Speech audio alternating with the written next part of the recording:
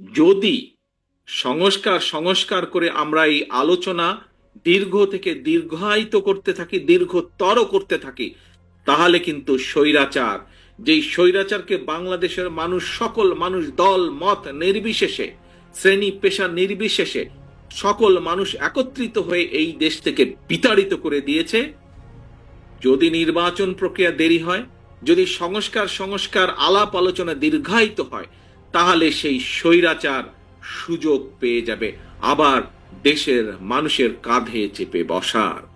কাজেই যে সকল বিজ্ঞ ব্যক্তিবর্গ, সমাজের বিজ্ঞ ব্যক্তিবর্গ, সম্মানিত ব্যক্তিবর্গ যারা সংস্কারের কথা বলছেন, আপনাদের সকলের কাছে রাজনৈতিক দলের অবস্থান থেকে আপনাদের কাছে আহ্বান জানিয়ে বলতে চাই, সংস্কার বক্তব্য রেখে দয়া করে এই আলাপ দীর্ঘায়িত করবেন না।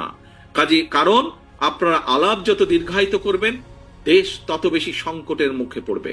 আপনারা সংস্কার আলাপ যত দীর্ঘায়িত করবেন, দেশে তত ষড়যন্ত্রকারীরা ষড়যন্ত্র করার সুযোগ পাবে। সংস্কারকে যত দ্রুত বাস্তবায়ন করা যাবে, দেশকে, দেশের মানুষকে তত দ্রুত আমরা বিপদ থেকে রক্ষা করতে পারবো। কাজে আসুন, এই সংস্কারকে বাস্তবায়ন করতে হলে উপায় একটাই।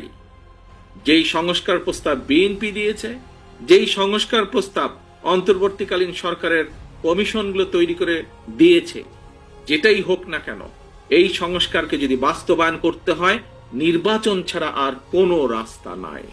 একটি পথ, নির্বাচন, জনগণের নির্বাচন এবং জনগণের নির্বাচন।